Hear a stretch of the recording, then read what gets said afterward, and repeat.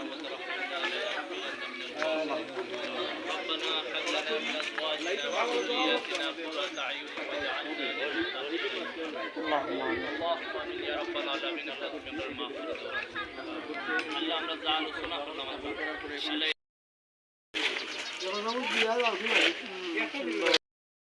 আল্লাহ ভাই এদিক যাই দেখলে এটা তো না যারা দিতে দাও বুঝলি কি দেবো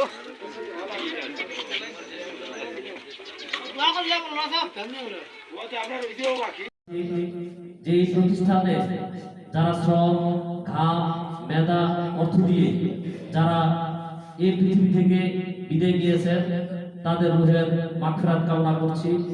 আর যারা বেঁচে আছেন এই প্রতিষ্ঠানে অর্থ দিয়ে শ্রম দিয়ে মেধা দিয়ে যারা দান খয়রাত এখনো করতেছেন তাদের নেক হায়াত কামনা করছি।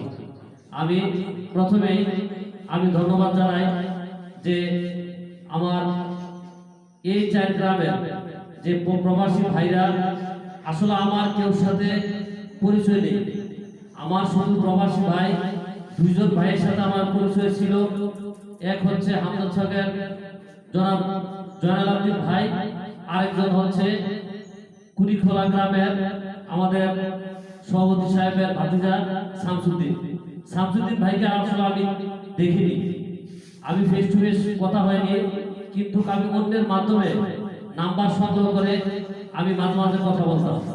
এই স্কুলে জয়েন করার পরে আমি চেষ্টা করেছি যে চার গ্রামের যে শিক্ষিত মানুষ, সমাজসেবক বা সচেতন এবং সর্বস্তরের মানুষের সাথে যোগাযোগ রক্ষা করে চলার জন্য আমার এই তাগিদের প্রেক্ষিতে আমি আমার মনের ভাবটুকু প্রথমে প্রকাশ করেছি। জনাব জয়নাল আব্দিন ফ্রান্স প্রবাসী, উনি ছুটিতে আসছিলেন এবং আমার প্রতিষ্ঠানে উনি নিয়মিত ক্লাস নিয়েছেন এবং উনি আমার জানা মতে আপনাদের এই বিশ্বনাথের প্রথম computer science holder, master degree holder এই জয়নাল আব্দিন, আপনাদের বিশ্বনাথের প্রথম সায়েন্স হোল্ডার, মানে কম্পিউটার সায়েন্স অনার্স মাস্টার করছে একমাত্র জয়নাল আব্দিন আপনাদের হামদাদ সাহেব। উনার সাথে আমি পরামর্শ করলাম যে ভাই, আপনি তো সায়েন্সে পড়ালেখা করছেন, কম্পিউটার সায়েন্সে পড়ালেখা করে এখন ফ্রান্সে একটি সরকারি ফার্মে চাকরি করছেন, কিন্তু আপনি একা প্রতিষ্ঠিত হচ্ছেন, কিন্তু আপনার এই এলাকা যদি অন্ধকারে নিয়োজিত থাকে তাহলে আপনার এই অর্জন কোনোভাবে এটা সফলতার ধার প্রান্তে বুঝবে না বা সফল হবে না। এরপরে জয়নাল আব্দিন বলল, স্যার আপনি যদি এই স্কুলে সায়েন্স করতে পারেন, সায়েন্স পড়তে পারেন, সায়েন্স শাখা যদি আনতে পারেন তাহলে আমি সর্বাত্মক সহযোগিতা করব।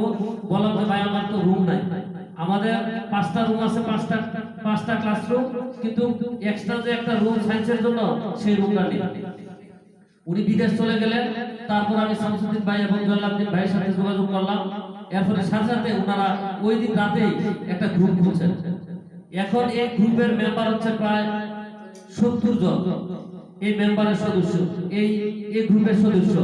এখন আলহামদুলিল্লাহ যেভাবে সাহায্য সহযোগিতা, যেভাবে পরামর্শ, যেভাবে অর্থ আসতেছে, ইনশাআল্লাহ আমাদের ভবন অচিরে ইনশাআল্লাহ হয়ে যাবে। আমরা আশা করি আমরা ঠেকবো না।